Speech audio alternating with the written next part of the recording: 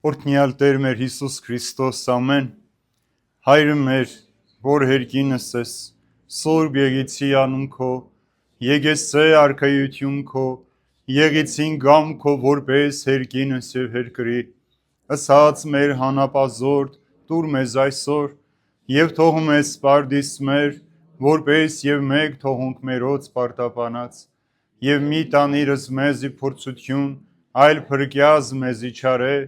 Սիքոյ արքայություն եւ զորություն եւ փառք հավիտյանս ամեն իմաստություն հոր Հիսուս դուր մեզ իմաստություն բարին խորհել խոսել եւ գործել քո առաջ ամեն ժամ եւ չար խորհուրդներից խոսքերից ու գործերից փրկիր մեզ եւ ողորմիր քո արարածներին եւ ինձ բազմամեղից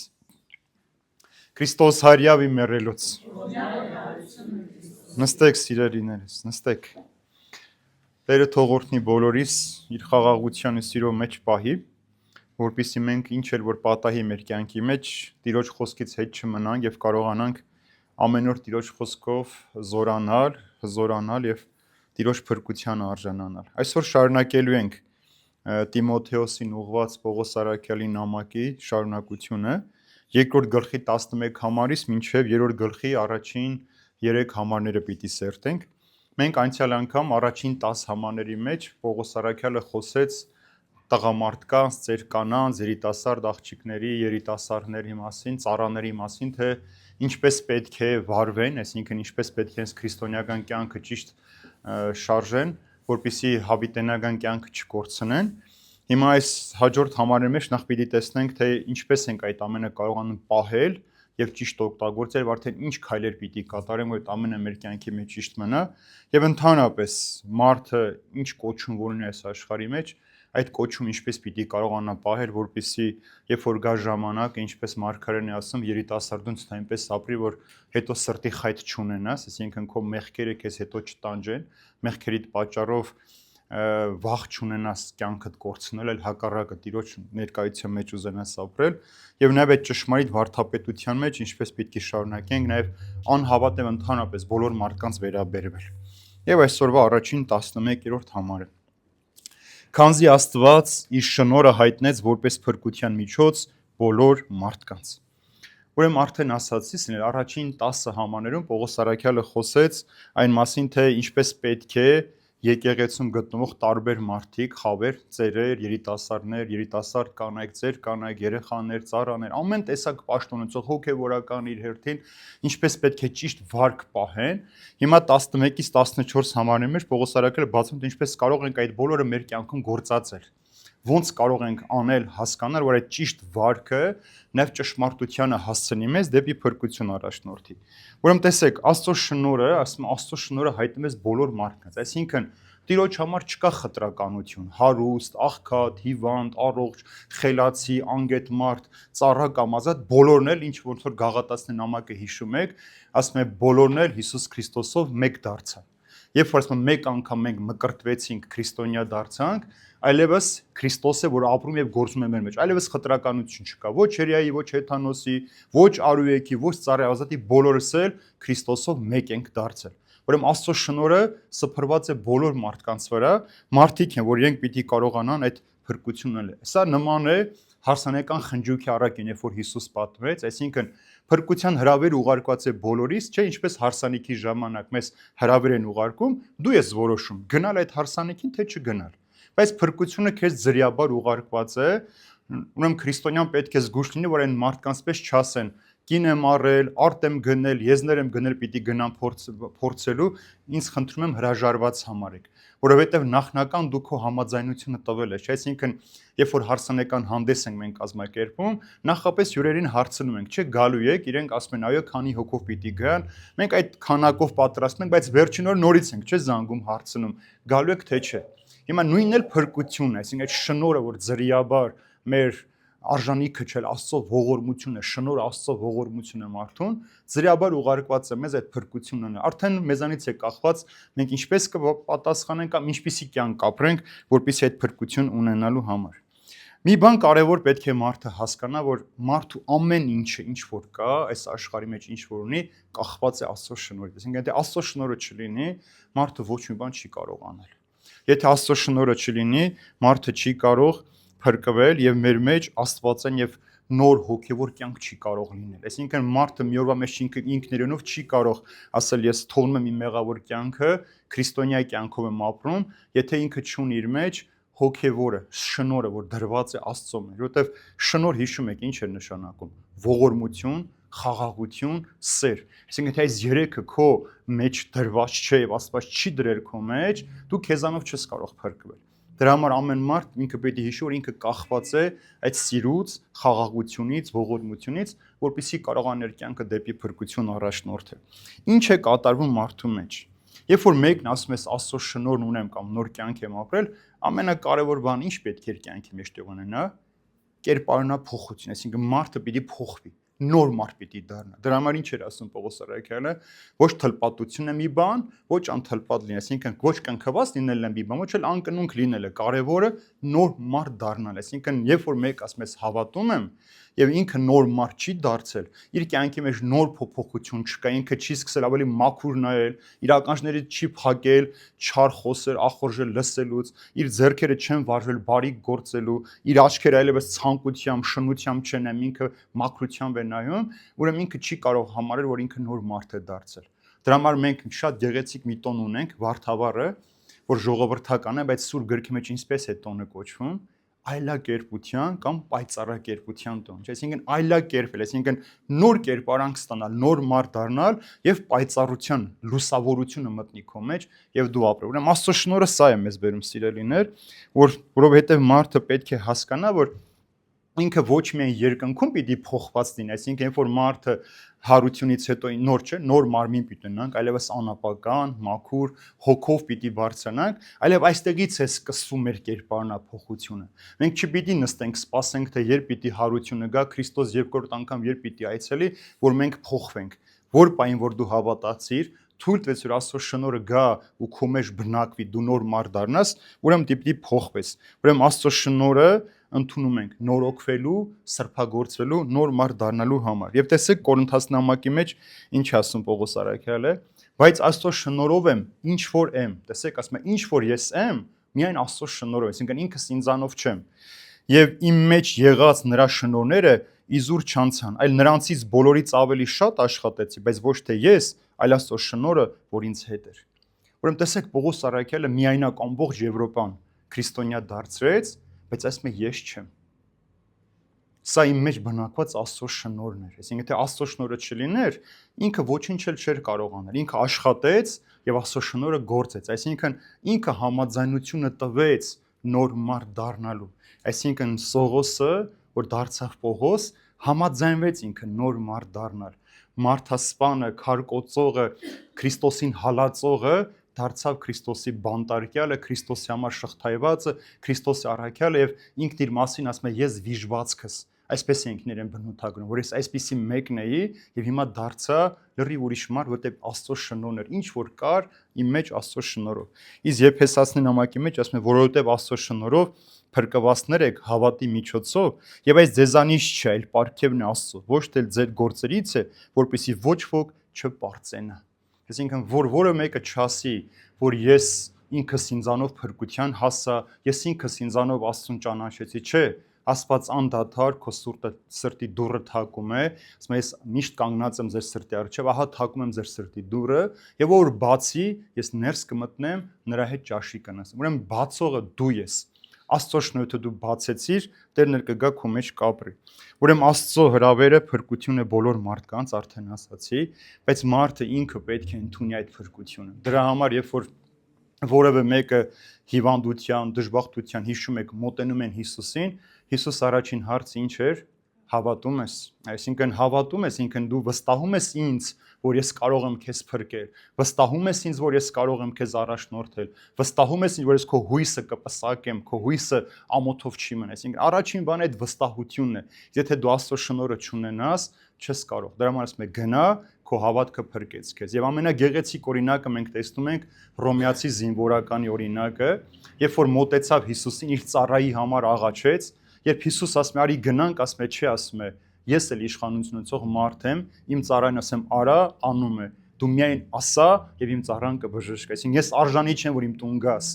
Եվ Հիսուս դառնում ասում է ամբողջ Իսրայելի մեջ այսպիսի հավատք չգտա։ Ուրեմն դեք ինչքան կարևոր է որ շնորհը ստանում ես եւ այդ շնորհով կարողանում ես եւ ասում է քանզի Աստված իր շնորհը հայտնեց որպես փրկության միջոց բոլոր մարդկանց, այսինքն բոլոր մարդիկ այս հրավերն ունեն։ Իսկ հաջորդ համենը արդեն շարունակում է շնորհ, որպեսզի հասկանանք այդ շնորհն ինչ է, որ խրատում է մեզ, որ մերժենք ամբարշտությունը եւ աշխարհիկ ցանկությունները, այս աշխարհում ապրենք զգաստությամբ եւ աստվածպաշտությամբ։ Տեսեք, շնորհ ասում է, որ մեզ խրատում է։ Ուրեմն շնորհը նաև ուսուցանող, խրատող իր գործողությունն ունի, որ մարդուն այնպես անում, որ մարդը այդ շնորհից չզրկվի։ Իսկ ինչ է շնորհը այստեղ։ Ուրեմն շնորհը սիրելիներ Հիսուսի զոհողությունն է մարդկանց փրկության համար։ Այսինքն Հիսուս իր կյանքը տվեց մարդկանց փրկելու համար։ Հովհաննես ավետարանի 3-րդ գլխի 16 համարն է, չէ՞, Աստված այնքան սիրեց աշխարհը, որ միածուն որդուն տվեց, որպեսզի մեզ փրկի։ Ուրեմն Աստված իր որդուն տվեց աշխարհին, որդին իր կյանքը տվեց մեզ համար։ Ուրեմն ամենամեծ զոհողությունը սա է, որ մարդու համար է։ Երբ մենք մեղքի մեջ էինք, Հիսուսին չենք ճանաչում, Հիսուս ինչ արեց։ Իր արյունը թափեց մեզ համար։ Խաչ բարձրացավ, կամավորապես եկավ զոհաբերվելու, որպեսզի մեզ փրկի։ Իր արյան շնորհով մենք ստացանք ազատություն եւ ամենակարևոր ինչ տեղ ունեցավ Հիսուսի զոհաբերությամբ։ Մարդ եւ Աստված հաշտվեցին, չէ՞, այսինքն մարդը հաշտ չէր Աստծո հետ, թշնամություն ուներ Աստծո հետ։ Հիսուսով երկինքն ու երկիրը նորից միացան։ Հիսուսի խաչով երկինքից երկիր ճանապարհ բացվեց, սանդուղք բացվեց։ Հիսուսի խաչը այդ ճանապարհն է, որ մարդը նորից բարձրացավ, արարածը հաշտվեց իր արարչի հետ։ Կորսված, մեղավոր անառակ որդին հետ վերադարձավ իր հոր գիրկը։ Հասկացավ, գիտակցեց, որ ես մեղավոր կյանքով եմ ապրում, պետք է փոխեմ։ Սակայն սա բավական չէ, սիրելիներ, որպեսզի մենք ասենք մենք փրկված ենք, որովհետև միայն ունենալը շատ քիչ է, մարդը նաև պետք է այդ ամենը աշխատի փոխել։ Այսինքն Հիսուսի զոհողությունը պետք է վերցնես եւ քեզ փոխես։ Հիսուսին պետք է հագնես քո վրա, այսինքն նոր մարդուն, հին մարդուն քո վրա էս պիտի հանես, այն 30 տարին, 20 տարին, 50 տարին, 10 տարին, որ դու մեղքի կյանք ես ապրել, այսպես պիտի վերցնես քո վրայից հանես, նորը հագնես, արդեն Հիսուսով հագած շոր, որ ինչ էր որ գա, ինչ էր քեզ պատահի, ով էր քեզ հարվածի, հանկարծ նորից չվնասվես։ Ուրեմն ինչու Հիսուս այս ամենը արեց, ասենք ինչու համար, էլի, ինչու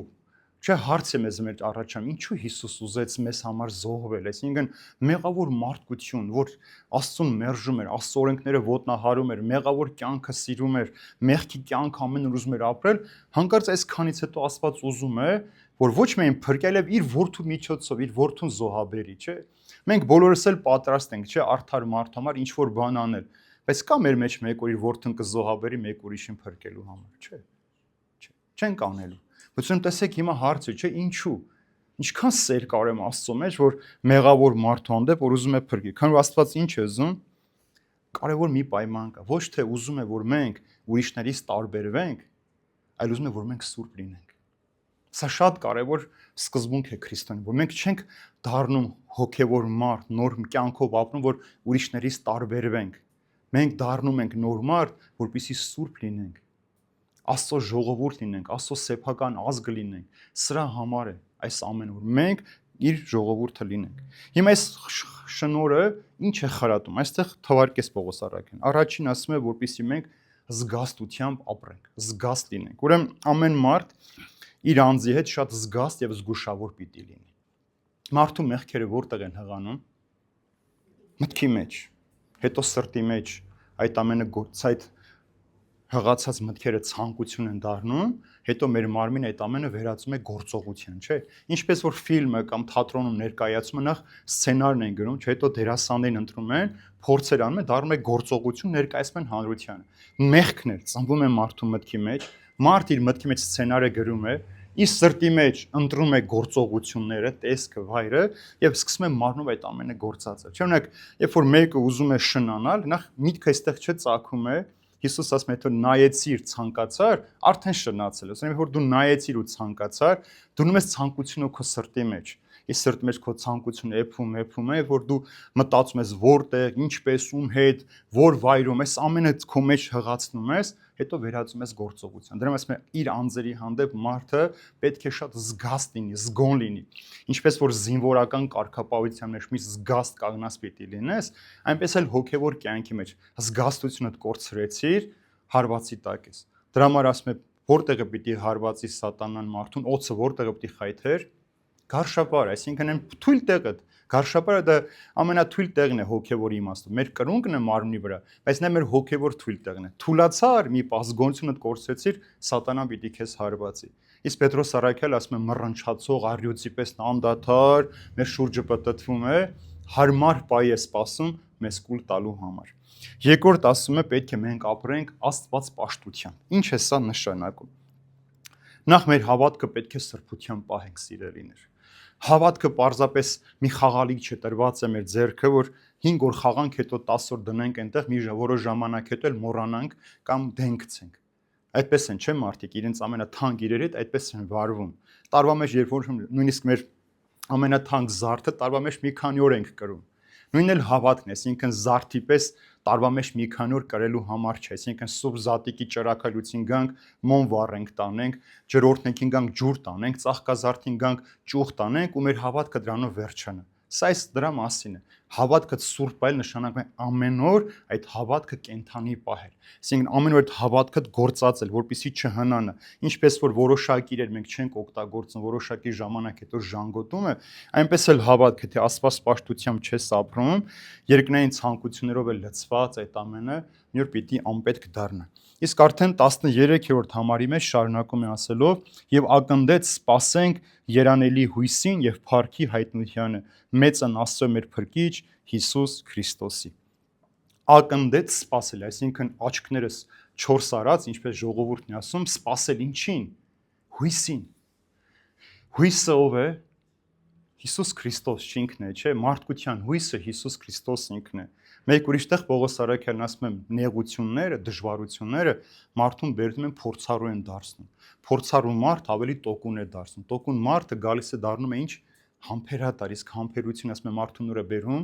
հույսին։ Իսկ հույսը երբեք մարդուն ամոթով չի թողնում։ Ուրեմն այս կյանքի մեջ Հիսուս դեռ որևէ մեկին ամոթով չի թողել։ Եթե դու քո փորձառությամբ, համբերությամբ, տոկունությամբ հասել ես հույսին, իսկ հույսը քեզ սպահել է։ Հիմա տեսեք, ասում է ակնդետ ու շադիր մենք նայում ենք հույսին, որպեսզի հայտնվի աշխարհի մեջ։ Քանի որ կյանքը անցողիկ է, չէ՞, այս կյանքը մեր ինչ էլ որ անենք, ինչքան էլ փորձենք այս աշխարհի վրա ապրենք, մեկ է որոշակի ժամանակ հետո պիտի մեկնենք։ Մեկը 70, մեկ 80, մեկ 90, առավելագույնը թող 110, 120 այսօր ապրի մարդը, բայց միջին տևողությունը այսօր կյանքի 60 տարի է։ Եվ դրա համար Դավիթ մարգարեն ասում է. «Տեր, ինձ հիշեցրու կյանքիս օրը, թե ինչքան եմ կորցրել, որ իմանամ ինչքան է մնացել ինձ ապրել»։ Ասում եմ, մարդ այս աշխարհում ապրում է ընդամենը 60-ից 70 տարի։ Ուրեմն պետք է իմանանք, որ այս կյանքը անցողիկ է, եւ մենք ինչ պիտի անենք, պիտի սպասենք երջանիկ օրվան։ Որն է երջանիկ օրը մեր Հիսուս Քրիստոսի երկրորդ գալուստը։ Ուրեմն այսինքն ակնդետ մենք սպասում ենք հույսին, որ Տերը պիտի գա, մեզ այս մեղավոր անցողիկ աշխարհից հանի, հավիտենական մնայուն կյանքը տա մեզ, որպեսզի մենք այնտեղ ապրենք։ Ուրեմն տեսեք, այստեղ ինչ բառ օգտագործեց, ակնդետ սպասում ենք ինչին։ Մեր մեծ Աստծո եւ մեր փրկիչ, ուրեմն ամենագեղեցիկ բնութագրումն է Հիսուս։ Նրանք ովքեր ասում են Հիսուս Աստված չէ, տեսեք ասում են մեր մեծ Աստծո եւ մեր փրկիչ Հիսուս Քրիստոսի օրվանն ենք սպասում։ Ուրեմն Հիսուս ինքը մեր մեծ Աստվածն է, մեր փրկիչն է, մեր հույսն է, մեր ապավենն է, մեր սերն է, մեր ամեն ինչն է այս աշխարհի մեջ, եթե մարդը կարողանում է սրտով մոտենալ նրան։ Նրանից բացի այլ փրկիչ չկա այս աշխարհի մեջ։ Նրանից բացի մեզ ոչ ոք հույս չի տալու, մեզ չի փրկելու։ Օրինակը ձեզ պատմել եմ, աշխարհի բոլոր կրոնների հիմնադիրները, որ մարդիկ էին, բոլորի գերեզմանները կա, չէ՞, Մուհամեդի գերեզմանն էլ կա, Բուդդայի գերեզմանն էլ կա, եւ գրած այստեղ հանգչում է այս մարդը։ Աշխարհում միակ դատարկ գերեզմանը Հիսուսինն է, որ գրված է, այստեղ չէ, հարություն առավ։ Ուրեմն միակ փրկիչն է, դրա համար Գործք առաքելոցի մեջ էլ շատ գեղեցիկ Պետրոս Հովհաննես առաքյալը բնութագրում ասում են, եւ ուրիշ մեկի միջոցով փրկություն չկա, որովհետեւ երկնքի տակ չկա մարդկանց տրված այլ անուն, որով կարելի լինի, որ մենք փրկվենք։ Ուրիշ անուն չկա, որ մենք կարող ենք փրկվել։ Միայն Հիսուս Քրիստոս, որտեղ Աստված Հիսուսով իջավ երկնքից երկիր, մեր մեջ ապրեց, մեր հետ խոսեց, մեր հետ քայլեց, մեզ հետ տառապեց, որպեսզի մարդը կարողանա փրկություն ունենալ, սիրելիներ։ Ուրեմն միայն Հիսուսով կարող ենք փրկվել, եթե մենք սպասում ենք իրեն։ Դրա համար ասում ենք՝ արի Տեր, այդպես է հայտնության գրքի մեջ չէ, վերջանում, արի Տեր, սպասում ենք քեզ, արի Տեր։ Ուրեմն այդ երջանիկ օրը Քրիստոս երբ որ նորից գա, մեր երկրավոր այս կորոնչական կյանքը պիտի անցնի եւ մենք հավիտենական կյանքը պիտի ժառանգենք։ Իսկ 14 համարի մեջ շարունակում է ասելով, որ իր անձը տվեց մեզ համար, որպեսզի մեզ փրկի ամեն անօրենությունից եւ մաքրի որպես իրեն սեփական ժողովուրդ նախանձախնդիր բարի գործերի համար։ Տեսեք, նա մեռավ մեզ համար։ Տեսեք, թվարկեց ինչի համար ենք սպասում այդ օրան, ով գալու։ Հիմա ինչու սիրեց մեզ, ինչու մեզ համար եկավ աշխարհ, արդեն հարցրեցի ձեզ, բայց հարց երկու պայման կա, այսինքն ինչու։ Այստեղ թվարկում է պայմանը, որ ասում է իր անձը տվեց մեզ համար, որպեսզի մեզ փրկի։ Ուրեմն Հիսուս մեռավ որպես իր անձը որպես փրկագին մեզ համար տալու համար, այսինքն յուրաքանչյուր մարդ, ով ուզում է փրկվել, Հիսուսին մոտենալով պիտի փրկվի։ Մարդը երբ է փրկությունը կորցնում, որ մեղքով խայթվում է, չէ՞, մեղքը սկսում է իր կյանքի մեջ շատանալ ժամ առ ժամ։ Հիշում եք, երբ որ Աստված հրեա ժողովրդին հանեց, բերեց անապատով, որ ավետյաց երկիր տանի, ինչ արեցին հրեաները, սկսեցին տրտնջալ, չէ՞։ Ասեցին մեզ բելես այստեղ սպանես, մենք այնտեղ կուշտ էինք, տակ տուն ունեինք, էս ունեինք եւ Տերը ինչ թույլ տվեց, օձերը մտան ժողովրդի բանակատեղ եւ սկսեցին խայթել եւ բոլորը սկսեցին մահանալ, ում որ խայթում էին, Մովսես մարգարեն աղոթեց, Տեր, միթե քո ժողովրդին սպանելու համար բերեցիր, ասում է իրենց դժգոհության, իրենց մեղքի ձայնը բարձրացնելու համար։ Բայց երբ որ Մովսես մարգարեն խնդրեց, ասում է հիմա պղանձե օձ պատրաստիր, կախիր անապատի մեջ, ում որ օձը կխայթի, կբերեք կնա այդ պղանձե օձին եւ կողջ կմնա, կփրկվե։ Հիմա տեսեք, մեղքը ամեն օր մարդուն խայթում է, չէ՞։ Ամեն օր, մեր ամեն ժամը, նույնիսկ քնած ժամանակ, երազական գիջությամբ կամ անարժական գարշ ախտեղությամբ հայտնվում ենք մենք մեղքերի մեջ։ Ուրեմն Տերն ուզում է, որպեսզի ոչ թե մենք վախենանք, որ մեղքեր չգործենք, այլ հակառակ ինչ էր որ պատահի, մենք փրկություն պիտի ունենանք, եթե մենք զղջումով դառնանք եւ նայենք իրեն։ Դրա համար հարության օրն էլ, երբ որ հրեշտակները յուղաբեր կանանց երևացին, ինչ ասացին, գնացեք աշակերտներին եւ հատկապես Պետրոսին ասեք, որ Տերը հարություն արել։ Այսինքն այն մարդը, որ մխիթարության կարիք ունի, ով անորոշության մեջ է, ով չգիտի իրեն ինչ է պատահում, Հիսուս մե ներված ես, դու միայն շտավ վերադարձիր ինձ մոտ։ Հրավեր է ուղարկում քեզ։ Ուրեմն Հիսուս մեռավ, որպեսզի վճարի այն գինը, որով մենք պիտի ազատագրվենք։ Եվ երկրորդ, նա մեռավ, որպեսզի մենք կարողանանք ներքնապես մաքրվել, նոր մարդ դառնալ նրա խոսքի միջոցով, որպես նրա սուրբ եւ անարատ ժողովուրդը կամ եկեղեցին լինենք։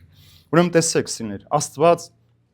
չի ընտրել հատուկ ազգեր կամ ժողովուրդներ կամ մարդկանց։ Աստված բոլորին է ընտրել, բայց մենք պիտի պատասխանենք։ Ուրեմն Հիսուս մեռավ, որպեսզի մենք դա դառնանք։ Դրա համար Պետրոս Առաքյալը շատ գեղեցիկ մի խոսք ունի, ասում է. Բայց դուք ընտիր ցեղ եք, թագավորություն, քահանայություն, սուրբ ազգ, Աստծո սեփական ժողովուրդ, որպեսզի ձեր առաքինություն նվիրեք նրան, ով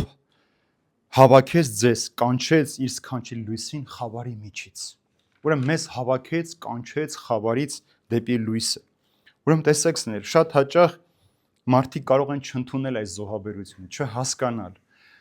մերժել այս ամենը, բայց Տերը համբերատար սпасել է բոլոր այն մարդկանց, ում որ ինքը հրավիրում է ամեն օր։ Դրա համար երկրորդ գալուստը երբ պիտի լինի, ասում է, երբ որ այս ավետարանը քարազի ու աշխարհի բոլոր անկյուններում, այսինքն տեղ չմնա, որ մարդկանց չհասնի այս ճշմարտությունը, բայց մարդը իր սիրտը ինքը պիտի բացի Տիրոջ առջև։ Ես ձեզ ասել եմ, որ մեր սրտի վրա դրված դուռը դրսից բռնակ չունի, միայն ներսից է։ Ներսից պիտի բացես, որ Տերը մտնի։ Դու պիտի բացես իրեն ասես, Տեր, արի իմ հետ իմ տան մեջ բնա, այսինքն արի իմ կյանքը փոխիր։ Եթե չես ուզում, Տերը ոչինչ էլ չի կարող քեզ համար անել։ Եվ վերջավորություն ասում է, որպեսզի նախանձախնդիր լինենք բարի գործեր կատարելու համար։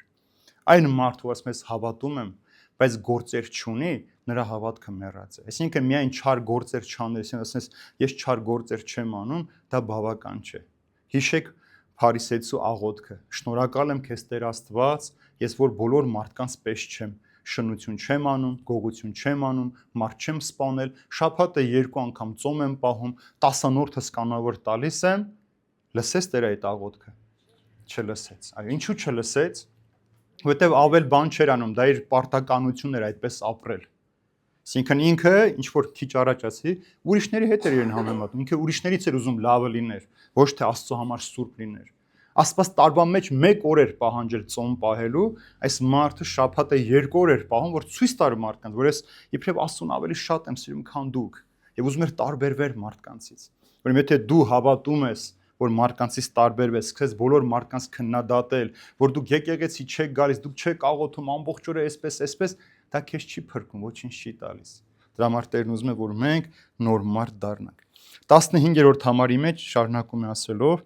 այս բաները խոսիր, հորդորիր եւ հանդիմանիր ամենայն խստությամբ, որպեսզի չլինի մեկը, որ քեզ անարգի։ Ուրեմն այս բոլոր խորհուրդները, որ տվեց ծեր տղամարդկանց, ծեր կանանց, երիտասարդ կանանց, աղջիկներին, ծառաներին, հիմա էլ թե ինչպես պետք է պահենք այս ամենը, ասում է հորդորիր, խրատիր, հանդիմանիր ամենայն խստությամբ, որպեսզի որը մեկը քեզ չանարգի։ Հոգևորականի, սա արդեն մեզ է վերաբերվում, առաջին պարտականությունը ինչն է, ժողովրդին ուսուցանել եւ սովորեցնել ճշմարտությունը։ Մեր պարտականությունը թաղում, պսակ, կնունկ անելը չէ։ Մեր պարտականությունը ավետարան քարոզելն է մարդկանց, ճշմարտությունը սովորեցնելն է։ Եթե որևէ մեկը մեղք է գործել, դες ասում է հանդիմանիր։ Հանդիմանությունը չի նշանակում բարկացիր, գորիր կամ ասել վերջ, դու կորսված ես։ Եթե մի երիտասարդ թմրանյութ է օգտագործել կամ գողություններ, այս մարդուն չհանես դուրս գցես քո կյանքից, ասես գնա դու այլևս եկեղեցի չմտնես։ Եթե որևէ մեկը շնության մեղքի մեջ բռնվել է, չի կարելի այս մարդուն դուրս շպրտել, այլ ասում է հանդիմանիր, ասում է դեմ դիմաց կանչիր, խոսիր, քաղցրությամբ, ջերմությամբ, հորդոր երբեմն խստությամբ, որպեսզի այս ամենը պահեն եւ ասում է քո երիտասարդ տարիքը նաեւ չանարգեն։ Սա էլ նրա համար է, որ եթե մեկը ինքն իր վրա ուշադրություն չի դարձնում, հոգևորականը, իր անձի հանդեպ էլ խիստ չէ, ինքը մեղադրելի է դառնում մարդկանց համար, իր խոսքը արժեք չունի, չէ՞։ Այսինքն որ մեկը նույն մեղքերը գործում է, դուք լսում եք իրեն, չեք լսում, մենանակաբար։ Ես էլ չեմ լսում։ Ուրեմն ամեն մարդ ինքը ինչ որ խոսում է, ինքը պիտի ապրի։ Երբ որ դու մի բան սովորեցնում ես, դու դրա կրողը պիտի լինես։ Դու չես կարող կեղծ արժեքներով այդ ամենը կատարել։ Եվ կարող են մարդիկ լինել, որ չընդունել մեր քարոզությունը։ Չէ, շատ մարդիկ կան, որ քաղաքում ինձ չեն սիրում։ Կան մարդիկ, որ չեն ընդունում իմ հոգևորական լինելը, բայց ինձ չեն հանդիմանում իմ սխալ կյանքի համար։ Հարգում են։ Չեմ ապրում ես մեղքի կյանք։ Այսինքն մարդիկ կան, որ չեն ընդունում Հիսուսին, բայց չեն էլ չարախոսում այն մարդուն, ով հավատում է Հիսուսին։ Ուրեմն sense այս սկզբունքը սա բոլորիս համար է արդեն, որ ինչ որ մենք խոսում ենք, անում ենք, մենք պետք է մեր կյանքով ապացուցենք։ Եթե դու չես ապրում, ուրեմն չպիտի նաև ուրիշ բան անես։ Տեսեք մի օր մի տղա գալիս է տուն,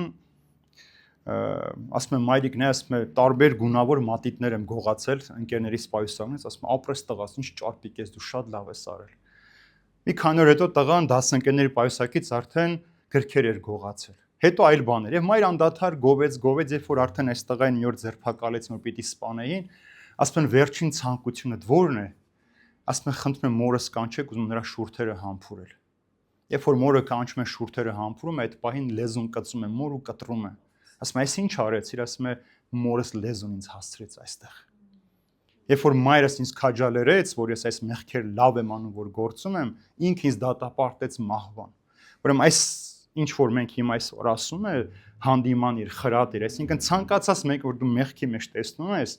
չպիտի նրան գովերքես հետ մի, ասես լավ ես արել, ճիշտ ես արել, ապրես, դու կարող ես, դու ավելին կարող ես անել, հակառակ որ սխալ է, ասես սխալ է, որպեսզի հետո այս մարդան հավիտենական մահվան չդատապարտվես։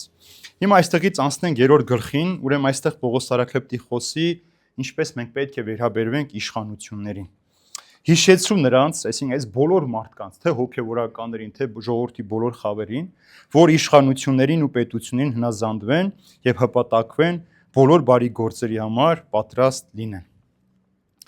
Ամենակննարկվելիք թեմաներից մեկը սա է, որ ամեն տեսակ իշխանություն, կառավարություն Աստծոց է թե չէ։ Շատեր օրինակ չարաշահում են, ասում են կարդացեք Սուրբ Գիրքը, տեսեք, որ ամեն իշխանություն Աստծոց է։ Մենք քրիստոնյաներս ինչպիսի ժողովուրդ ենք,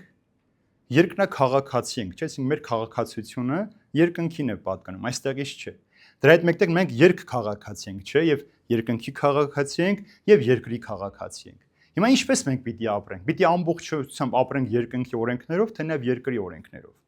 Ոնց պիտի անենք։ Ուրեմն մենք ապրում ենք երկնքի ճշմարտության օրենքներով, չխախտելով երկրի օրենքները։ Դրա համար Հիսուսը ինչ է ասում. Կայսրին կայսրին, Աստծունը Աստծուն։ Այսինքն ինչ որ պետք է որ դու պարտականություն ունես քո պետության հանդեպ, այն երկրում որտեղ դու ապրում ես, այդ օրենքները պիտի գործածես։ Բայց երբ մարդը պետք է դեմ գնա իշխանությանը,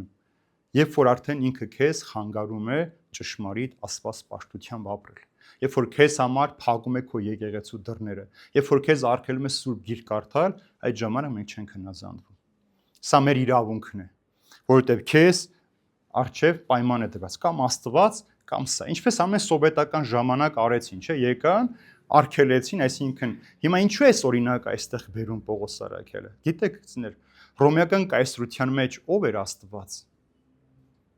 Կայսրը, չէ՞։ Հիմա տեսեք, քրիստոնյաները եկան, ասում են մենք քեզ չենք պաշտելու, մենք այլ փրկիչ ունենք, ուրիշ Տեր ունենք։ Հիսուսը իմ թագավորությունն այս աշխարհից չէ։ Հիմա հակասությունը, չէ՞, այսինքն պետություն ուրեմն քրիստոնյայի մեջ թշնամի էր տեսնում, այսինքն սրանք եկել են, կայսրին չեն ընդունում։ Բայց այստեղ կայսրին ընդունելու հարցը չէ, մենք ասում ենք որ կայսրը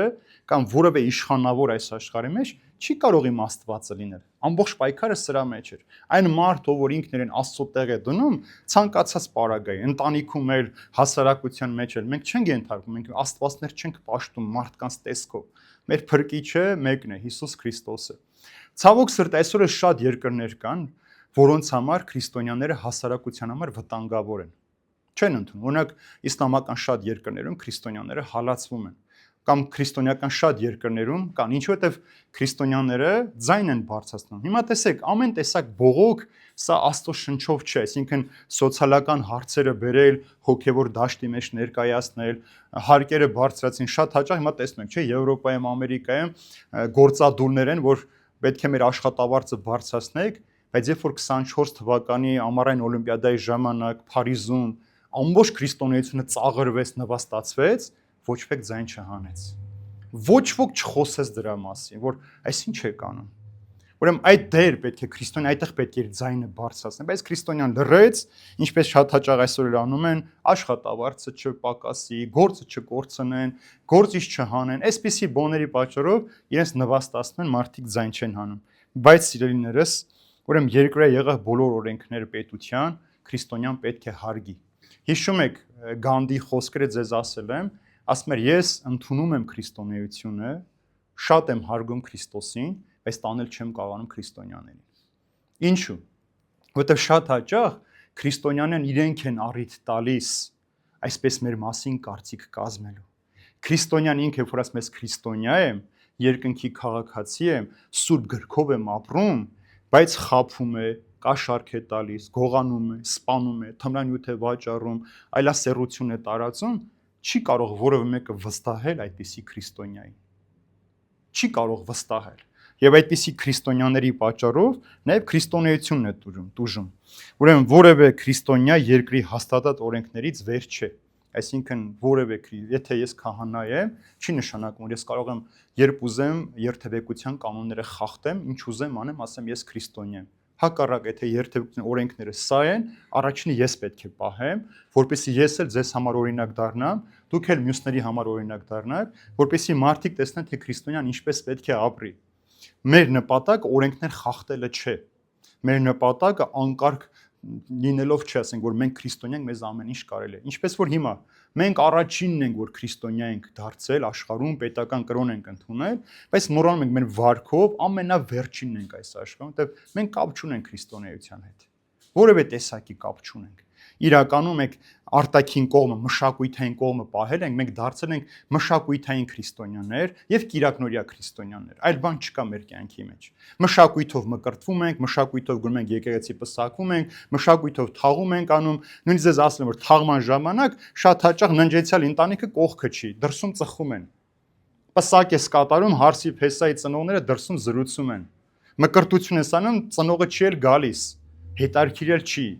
Ինչ է կատարվում այստեղ։ Նշանակում է մշակույթով առիթեր ուտենք, խմենք, այսօր ծնունդեր, մի հատ էլ մկրտության առիթը միացնենք իրար հետ ու այդպես ապրենք։ Ուրեմն Քանի որ մենք բոլորս հավասար ենք օրենքի առջև, ուրեմն քրիստոնյան առաջին հերթին ինքը պետք է պետության, իշխանության օրենքները պահի ու պահպանի։ Մինչև այնտեղ, մինչև կկպնեն քո հոգևոր, քեզ երբ որ կարգել են Աստծուն պաշտել, քեզ կարգել են եկեղեցին, այդ ժամանակ դու կարող ես խոսել։ Բայց ասենք որևէ օրենք, որ չի խանգարում քո հոգևոր կյանքին, օրինակ որևէ մեկի այստեղ հետարկում է քրեական օրենսգիրքը։ Ինչու՞ չի հետարկում։ Եթե մենք հանցանք չենք գործել, եթե մենք հանցանք չենք գործել, մեզ հետաքրքիր չէ սպանության համար ինչքան են դատում, կաշառում, չի հետաքրքրում մեզ։ Մեզ հետաքրքրում է աշխատանքային օրենսգիրքը, որ մենք աշխատենք, ինչպես պիտի վճարեն։ Սա որպեսզի դու քո պարտականություններն իմանաս եւ քո իրավունքները կարողանաս պաշտպանել։ Այլ բան քեզ չի հետաքրքրում այդտեղից։ Այսպես Ուրեմն առաքյալները եւ եկեղեցու բոլոր առաջնորդները այն ժամանակ որևէ մեկս լիներ չի քարոզել, որ չպետք է պետությանը ենթարկվել եւ պետությանը չենթարկվել, ապստամբել եւ մարդկանց տանեն դեպի կոտորած։ Ինչու, որովհետեւ հատկապես այդ ժամանակ դեռ շատ բարձր է ստրկության իրականությունը, չէ՞։ Մարդկանց, ասել եմ ձեզ, առաջին դարում ռոմեական կայսրության մեջ հատկապես մարդկանց 70%-ը ստրուկ էր այդ ժամանակ։ Արք ու վաճառք էր մարդկանց։ Հիմա եթե բոլորը գային ասեն վերջ ստրուկները ազատեն, ինչ կլիներ, քաոս կդառնար, չէ՞։ Ուրեմն Պողոս Առաքյալը փորձեց, որ թե մեծահարուստը, որ մկրտվեց եկավ եկեղեցի, թե ստրուկը, որ եկավ մկրտեց եկավ եկեղեցի, ասեց, որ դուք Քրիստոսով եղբայրներ եք։ Այսինքն, երբ որ դուք իրար հետ կաշխատեք, այս քո ծառան, այս քո տան մեջ կաշխատի, ծառայդ վրա չբռնանաս, չծեծես, չնվաստացնես։ Դու ծառա, որ այս մարդու մոտ աշխատում ես, իր տանից ոչինչ չգողանաս, հանկարծ չխափես քո տիրոջը, քո տիրոջ տունը չթալանես, ուրիշ բաներ չանես քո տիրոջ տան մեջ, որպեսզի երկուսն էլ ներքնապես փոխվեին, նոր մարդ դառնային, որպեսզի հետո հավասարություն տիրեր աշխարհի մեջ։ Եվ փառք Աստծո, կամանց եկանք հասանք այնտեղ, որ ստրկությունը վերացավ քրիստոնեության միջոցով։ Ուրեմն քրիստոնյայի օրինապահությամբ ապրող մարդ, այսինքն քրիստոնյան այն օրինապահ մարդը պիտի լինի, որպեսզի հեթանոս մարդիկ մեր մասին ճիշտ կարծիք կազմեն, չխորշեն մեզանից։ Եթե մեկ ասում է ես քրիստոնյա եմ, այնպեսի մեղքեր է գործում, անհավատը կուզի որ դառնա քրիստոնյա, երբեք չի ուզի։ Դրա համար Պետրոս Առաքյալն ասում է դուք ձեր ազատությունը Աստծուց ստացել եք, այնպես ապրեք, որ ձեր պատճառով անաստվածները, հեթանոսները Աստծո անունը չհայոյեն։ Ուրեմն այս ամենը կախված է քրիստոնյայի օրինապահությունից, սիրելիներ։ Ուրեմն քրիստոնյա մարդը նաև չի կարող չարիք գործել։ Ինչպես ասում եմ, եւ պատրաստ ենք ամեն տեսակ բարիք գործել։ Ուրեմն չարիք չգործելը դեռ առաքինություն չէ։ Այսինքն, որ դու միայն չարիք չես գործում, բայց անտարբեր ապրում ես, սա ինչպիսի քրիստոնեություն է, չեզոք եւ կրավորական, այսինքն անտարբեր, ոչ մի բանի։ Հակառակ դու հավատում ես, պիտի պատրաստես բարի գործեր կատարելու։ Բարի գործերից մեկն էլ այդ օրինապահությամբ ապրելն է, որ օրինակ լինես ամեն մեկի համար։ Գիտեք, օրինակ, ձեզ մի բան պատմեմ։ Լևոն Շանթին գիտեք մեր գրող։ Գիտեք, որ քաղաքում, որտեղ ինքը ապրում էր, մարդիկ իրենց ժամացույցի սլակները ճշտում են Լևոն Շանթի ճշտապահությամբ։ Գիտեմ, որ ինքը ուղիղ ժամը 11-ին այդտեղով պիտի անցներ եւ իրենց ժամացույցի սլակները դզում էին։ Տեսեք, ամենապարզ բանն է սա։ Ճշտապահություն քո կյանքի մեջ, աշխատանքի վերաբերյալ, քո գործի վերաբերյալ, քո ընտանի, այսինքն ժամ, եթե մեր տանը պիտի բոլորս ժամ 8-ին սեղան նստենք, պիտի 8-ին բոլոր սեղանի շուրջը հավաքված լինենք։ Սա է օրինապահությունը քո կյանքի, որով դու շատ-շատերի համար օրինակ ես դառնում։ Երկրորդ համարի մեջ շարունակում է ասելով, ոչ ոքի, հիմա տեսեք, ամենակարևորը այս ամենի մեջ ինչ պիտի անես, որ չընկնես այս մեղքերի մեջ։ Ոչ ոքի չչարախոսեն, չլինեն կռվարար, այլ հեզահամբույր, բոլոր մարդկանց հանդեպ քաղցրությամբ վերաբերվեն։ Ուրեմն Պողոս Առաքյալը այս թելադրանքները վերաբերում են բոլոր քրիստոնյան, որպեսզի մեր շրջապատի մարդկանց հանդեպ մենք ճիշտ կեցվածք ունենանք, ճիշտ վարք դրսևորենք եւ ճիշտ վերաբերմունքով ապրենք։ Ուրեմն առաջին ասում է չչարախոսել։ Չչարախոսելու հոմանիշը որն է? Անարգել, զրպատել, սուտ խոսել, սուտ վկայություն տալ այդ մարդու մասին, սուտ լուրեր տարածել այդ մարդկանց մասին։ Որտեղից է սկսում այս ամենը? Բա իմացար ու գնաց։ Էլ ինչ կա, նորից գնաց։ Ուրեմն տեսեք, մարդու լեզվի վրա է մարդու թե կյանքը, թե մահը։ Այս լեզուն կարող է մեկին կյանք տալ, մյուսին սպանել, մյուսին մահ բերել, մյուսին նվաստացում բերել։ Լեզվի մասին շատ ենք խոսել, չեմ ուզում շատ անդրադառնալ, միայն Հակոբոս Առաքյալի խոսքը նորից եմ կրկնում, ով իր լեզուն կարողանում է կառավարել, ինքը կատարյալ մարդ է։ ով իր լեզուն չի կարողանում կառավարել, ինքը մահ է բերում, թույն է բերում եւ չարույք է բերում իր տարածքի մեջ։ Ուրեմն չանարգել, չբամբասել, սուտ չխոսել, սուտ լուրեր չտարածել, չզրպարտել։ Անդրադարձեք։ Այսինքն մեր մոտ կարող են շատ բան խոսել։ Դիտավորյալ նույնիսկ խոսել։ Տեսեք, կեղծ լուրերը ինչպես են տարածում, գիտեք, գաղտնի ուժերը, գործակալները ոնց են սուտ լուրեր տարածում։ Գնում են հատկապես այն տեղերը, օրինակ, շենքի բակում, տաղավարում պապիկները նստած, նարդ են խաղում, կարտ են խաղում, բայ իմացաք ինչ եղավ։ 20 հոգի լսես, չէ՞։ Ոչ ոք չի ադառնում, այս մարդն ով էր, ինչու ասեց։ 20 հոգին էլ ամեն մեկը մի ընտանիք է տանում։ Եղավ 20 ընտանիք, 5 հոգով բազմապատկեք 100 հոգի, 100.000 հոգի, կես ժամ հետո ամբողջ սուտը տարածված է աշխարհով մեկ։ Մանավանդ երբ որ դու զայրույթի մեջ կլինես, որևէ մեկին չչարախոսես, սուտ բան չխոսես իր մասին, չզրպարտես այդ մարդու մասին։ Ինչու համար, որովհետև քո բարկության արած արավիքը մեծ ավերածություն պիտի բերի։ Այսինքն դու մարդուն նաև եթե գիտես այդ մարդը մեղավոր է, մի ասա, մի տարած այդ մարդու մեղքը, այդ մարդուն առիթուր փրկվելու, շտկվելու, նոր մարդ դառնալու։ Երկրորդ ասում է չլինեն կռվարար։ Եպիսկոպոսի մասն էլ ասես, չէ՞, անցյալ դասում հանկարծ եպիսկոպոսը չլինի կռվազան։ Հիմա քրիստոնյան ասում է չլինեն կռվարար։ Ուրեմն քրիստոնյա նկարագիրը ի՞նչն է։ Ինչ նկարագիր ունի քրիստոնյան։ Հիսուսի նման իր մեջ պիտի ունենա ինչ խաղաղություն։ Դրա համար Հիսուս ասում է Երանի խաղարարներին, Երանի խաղարարներին։ Ուրեմն խաղաղություն պիտի ունենաս քո մեջ։ Քրիստոնյան ինքը խաղաղություն բերող մարդն է։ Քրիստոնյան ինքը խաղաղության համար պայքարող մարդն է։ Ինչ էր որ լինի այս աշխարհի մեղքի պատճառով ինչքան էլ աշխարհ ալեկոծվի, քրիստոնյան իր խաղաղությունը չպիտի կորցնի, սիրելիներ։ Եվ դու ինքը դրա կրողը պիտի ես։ Ես ամեն անգամ որ պատարագին շնորհում խաղաղություն բոլորիդ, ես ինձ միշտ հարցնում, ես ունեմ այդ խաղաղությունը, որ տամ իմ դիմացինը վերցնի այդ խաղաղությունը եւ ինքը խաղաղված տուն գնա։ Ինքը ինձ ցավը որ եկել է այստեղ, կարող է ցավը թողնել այստեղ ու վերադառնալ։ Ուրեմն քրիստոնյայի նկարագիրն է Հիսուսի նման խաղաղություն ունենալ իր մեջ, ինչքան էլ փոթորիկ լինի, մենք մեր ներքին հանգստությունը չկորցնենք, ինչ էր որ պատահի, մենք բարձր չգոռանք, չխոսենք, այլ փորձենք հանդարտությամբ մարդկանց առաջնորդել դեպի փրկություն։ Երրորդ ասում է թող լինեն այդ մարդիկ հեզահամբյուր կամ մյուս բառով հայերեն ինչ կլինի, փապկանկատ, այսինքն նրբանկատ ավելի։ Ուրեմն նրբանկատ ում հանդեպ պիտի լինես նրբանկատ։ Մեղավոր մարդու, դիմացիդ մարդու համար, հանդուրժել ամեն ինչում, այսինքն հանդուրժողականություն։ Այո, չենք կարողանում, շատ դժվար է, անգամ մեր ընտանիքի անդամների հետ երբեմն մենք չենք այդ նրբանկատությունը պահել, որովհետև աշխարհից այնքան բան է լցվում մեր մեջ, որ անկախ մեզանից մենք կորցնում ենք մեր համբերությունը եւ փափկությունն էլ ենք կորցնում մեր։ Տեսեք, մենք օրինակը ձեզ բերել եմ, հեռախոս այսպես անդադար մենք թերթում ենք, չէ՞։ Չենք էլ նայում մեծ մասը ինչ ենք թերթում, ուղղակի թերթում ենք։ Դու գիտեք, որ մարդը 15 վայրկյան հետո է սկսում միտքը աշխատել, մենք այդ ընթացքում 1000-ը նյութ նայում ենք, ոչ մի վրա չի աշխատում։ Երբ որ դու արագ թերթում եք, հիշում եք ֆիլմը Մարդը կապուզն է փողոցից, որ ասում է, ես բեյբի եմ ուզում, ասում է դրա համար 9 ամիս, ասում է, բա ֆիլմում ինչպես եմ, այնտեղ մոնտաժ, ասում է, ես էլ եմ ուզում մոնտաժ արա, կտրիր լենտը, ես երեխա շուտ մնամ։ Մենք հիմա այդպես ենք դարձել, ամեն ինչ մենք արագ։ Երբ որ արագ չի լինում, մենք միանգամից բռնկվում ենք։ Ասում ենք, կարող ես մի բաժակ ջուր տալ, հələ L տառը օդի մեջ, մենք այն ջուրն ինչ եղավ։ Տեսեք, ուրեմն նաև մենք մեղքը չենք հանդուրժում, բայց ինչու պետք է մենք հանդուրժենք, որտեղ մենք էլ մի ժամանակ մեղավոր ենք եղել, չէ՞։ Մենք էլ մի ժամանակ սխալներ ենք ունեցել, սխալներով ենք ապրել, ուրեմն մեր ամբողջ նպատակը քրիստոնյա ինչն է, դիմացի մարդուն լսել,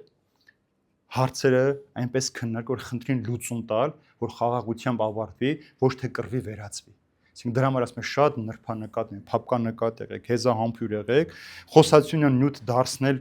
այն ամեն ինչ որ կարող է քեզ փրկության բերել եւ հատկապես սեր բերել յուրաքանչյուրի հանդեպ։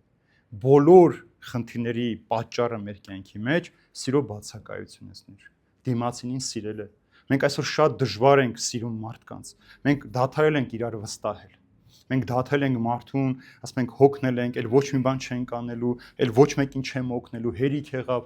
չէ, այդպես չի կարելի։ Ուրեմն Տերը եթե մեր հանդեպ այդպես անի, մենք կարող ենք փրկվել, չենք կարող փրկվել։ Չորրորդ առաքինություն ասում է քաղցրությամբ կամ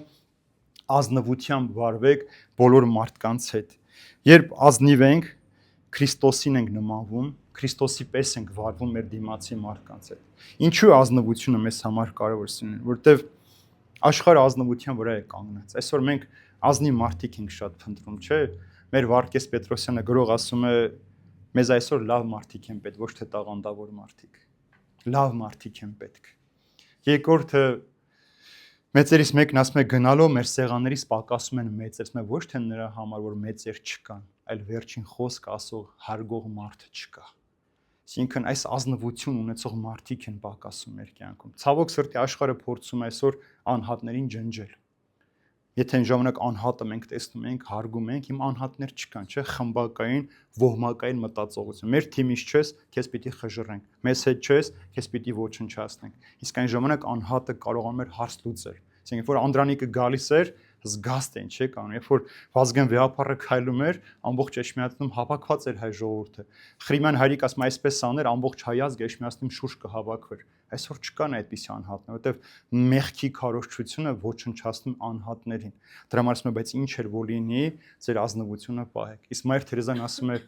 տուր աշխարհին ունեցած ամեն ինչ, մարդիկ կփշրեն քո բերանները, բայց դու տուր ամեն ինչ։ Ասում եմ, ազնվությունը քեզ խոցելի են դարձնում, բայց ինչ էր որ լինի, դու ամեն դեպքում ազնիվ մնա։ Ինչ էր որ պատահի քո կյանքի մեջ, ինչ էր որ լինի, մենք մեր ազնվությունը չպիտի կորցնենք։ Եվ այսօրվա վերջին համարը, եւ տեսեք ինչքան գեղեցիկ բնութագրում է տալիս Պողոս Արաքյանը, որովհետեւ այսքանը որ թվարկեց հեզահամբույր լինեն, կռվարարչի լինեն, քաղցրաբարո լինենք, ասում է, որովհետեւ մի ժամանակ մենք էլ էինք անմիտ։ Ինքը չի առանձնացնում իրեն ոչ ոքից։ Մենք էլ էինք մի ժամանակ անմիտ, անհնազանդ, մոլորված, ծառայում ենք ցանկություններ եւ պես-պես անառակությունների, չարությամբ եւ նախանձով էինք ապրում, ատելի էինք եւ ատում էինք միմյանց։ Տեսեք, ասում եմ, մենք էլ ենք մի ժամանակ այդպես։ Չի առանձնացնում։ Տեսեք, իր անցյալը չի մոռանում։ Շատ հաճախ ինչու է տողերը այստեղ գրված։ Շատ հաճախ մարդիկ իրենց անցյալը մոռացած ասում են բոլորին ինչ ասես ասել։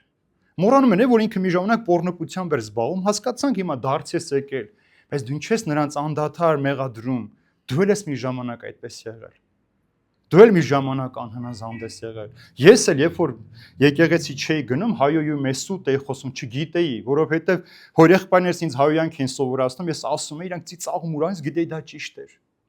Ես չգիտեի, անմտորեն անում ենք այդ ամեն ինչը։ Երիտասարդ ենք, պետք է գնանք պատի տակ միտեղ ծխենք, մի բան գողանենք, մեկի ծառից մի միրգ պիտի տանեինք, չգիտեինք։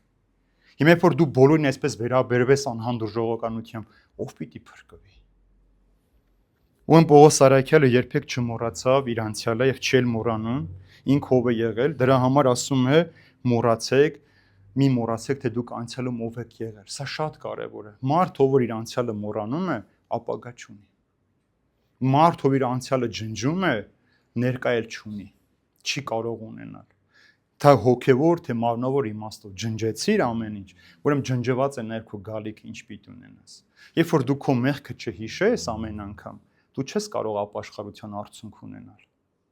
Երբ որ դու քո մեղքը չհիշես, թե դու ինչ ես արել Տիրոջ հանդեպ, դու զղջումի ցավ չես ունենա քո մեջ, դու չես աղոթի քո փրկության համար։ Կհրաժարվես։ Դրա ասում եմ, ձեր անցյալը մի մոռացեք։ Հիշեք ձեր անցյալը, որպեսզի կարողանաք օգնել։ Միշտ պետք է հիշենք նաև, որ ինչ որ ժամանակ մենք էլ անհավատ ենք, չէ՞ եղել։ Բոլորդ հավատացել եք եղել ծնված օրից, չէ։ Չենք էլ իմացել, չէ։ Օրինակ շատ մարդիկ ամենաօրինակը բերեմ կանանց մասին, ասում են, եթե մենք իմանայինք արհեստական վիժեցն ինչքան վատ բաներ, քանի ենք այդպիսի դեպք ենք ունեցել մեր կյանքում։ Չեն իմացել մարդիկ։ Ասեն չես ուզում ազատվիր այդ երեխայից, վերջ։ Քո իրավունքն է։ Բայց չի որ ինքը իր կյանք է սպանել իր ներսում։ Աստծո դեմ է գործել իր ներսում։ Ինչքան մարդ չեն իմացել, որ խաբելը, կաշառք տալը, գողանալը, սուտ վկայելը մեղք է, արել են, որովհետև անհավատ են եղել։ Թե մենք արժանի չէինք այս ամենին, բայց Տերը մեզ ողորմ է, չէ՞։ Այն ժամանակ մեզ ողորմ է, որ մենք արժանի չէինք։ Հիմա ինչ ենք մենք մեր դիմացի մարդուն ասում, չէ, դու իրավունք չունես։ Ես շատ հաճախ եմ տեսնում մարդիկ ասում են, «Էս ինչի է եկել եկեղեցի, սրա ինչն է պակաս, որ եկել է եկեղեցի»։ Ես թվում է թե ինչ-որ մի բան պետք է պակաս ունենաս, որ գաս եկեղեցի։ Կամ էսի որ եկել է եկեղեցի, էսի փրկություն չունի, ինչի է եկել եկեղեցի։ Դու ունես, ես ունեմ փրկություն։ Ով ասեց, որ ես փրկված եմ։ Մենք չգիտենք, այո։ Դա Տիրոջ ողորմությունն է։ Անմիտ էինք, ինչ է նշանակում անմիտ, այսինքն մի ժամանակ մենք անմիտ էինք, այսինքն իմաստությունը մերժող էինք։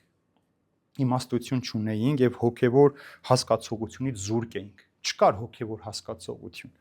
Դրա համար Սողոմոնի իմաստուն մենք այսքան գովում ենք, բայց եթե ուշադիր եք, Սողոմոնի իմաստունի գրքերը ամենաշատ ընթերցվում է եկեղեցում, բայց ինքը սուրբ չէ քրիստոնեական եկեղեցու մեջ։ Որովհետև իր ամբողջ իմաստության մեջ ինքը վերջում ուր հեռաց, ինչ արեց, Աստծուց հեռացավ, թողեց Աստծուն, անմիտ դարձավ, հոգևոր կյանքը թողը, որովհետև 300-ին 700 հարճ էր պահում, ամենքին իր հետ բերեց իրենց չաստվածներին, լցրեցին, ինքն էլ ամեն կնոջ ցանկությունը կատարելու համար ճշմարիտ Աստծուց հեռացավ։ Դրա համար այս հոգևոր անմտության մեջ ընկնող մարդը ճշմարտությունից է հեռանում։ Տեսեք, անմիտ մարդ ասում է ինչ էր անում, անհնազանդ էինք, մոլորված էինք, ծառայում ենք ցանկությունների եւ պես անառակությունների, չարությամբ եւ նախանձով էինք ապրում, ատելի էինք եւ ատում ենք միմյանց։ Տեսեք ինչ է բերում։ Այսօրվա Հայաստանը նայեք մեր հասարակությունը, ատում են միմյանց, չարությամբ են լնցված իրար հանդեպ։ Ինչու՞։ Որովհետեւ հոգեվոր կյանք չկա մեջները, դատարկ է հոգեվոր կյանքից։ Եվ բոլոր մարդիկ են այս իրականության, թե հոգևոր մարդիկ, թե աշխարհիկ մարդիկ, նույն իրականության մեջ են։ Աստծո անուն ունեն, բայց նրա զորությունից շատ հեռու են։ Մկրտված են, բայց քրիստոնյա չեն։ Նույնիսկ վերջերս տեսա մի հաղորդման մեջ հնդիկները մեզ ծաղրում են, ասում են Հայաստանում ամենաշատ քրիստոնյա աթեիստներն են։ Սարսափելի է, չէ՞։ Հնդիկը, որ ինքը հինդու է, բուդդիստ է, մահմեդական է, եկել է մեր երկիր, ասում է, այստեղ ամենաշատ քրիստոնյա աթեիստներն են ապրում։ Ու մենք ծիծաղացինք, մարդիկ դահլիճում նստած ծիծաղացին, այս ինչ լավ բան ասեցին։ Բայց սա դատապարտություն էր, այսինքն նույնիսկ թշնամու բերանով է Տերը քեզ հանդիմանում, որ տես ուր ես հասել, որ քեզ չճանաչողը, քո Աստծուն չճանաչողը քեզ ծաղրում է։ Որ մենք առիթ ենք տվել, որ օտարները մեզ ծաղրեն, մեզ նվաստացնեն, առիթ ենք տվել։ Ուրեմն սրա համար է Պողոս Արաքելը այս ամենը մեզ գրում, սիրելիներ, որպեսզի մենք իբրև քրիստոնյաներ հիշենք, որ մենք ոչ մեկի առջև պատասխանատու չենք, ոչ մեկի առջև մենք հաշվետու չենք, մեկ հոգու առջև ենք, Տիրոջ առջև ենք մենք պատասխանատու։ Այն ինչ որ դու անում ես, գործում ես,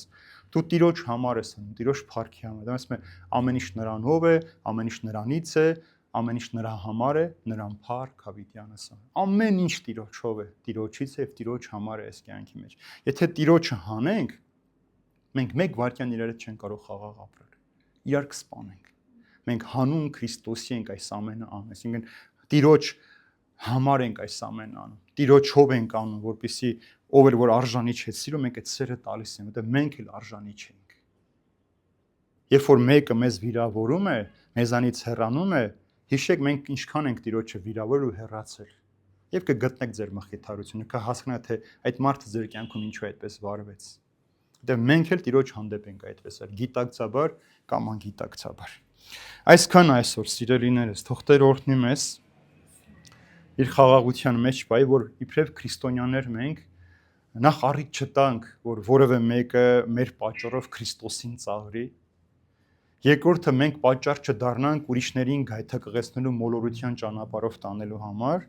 եւ երրորդ ինքներս մեզ չխաբենք։ Տերը մեզանից կատարյալ, այսպես սրտեր չի պահանջում։ Տերը մեզանից մաքուր ու անկեղծ սրտեր է պահանջում, որպեսզի գա այնտեղ բնակվի։ Տերը մեզանից մեծամեծ գործեր չի պահանջում, պարզ հասարակ բան, սեր է ուզում մեզանից։ Եվ եթե այս ամենը դու կարողանաս քո կյանքի մեջ պահել,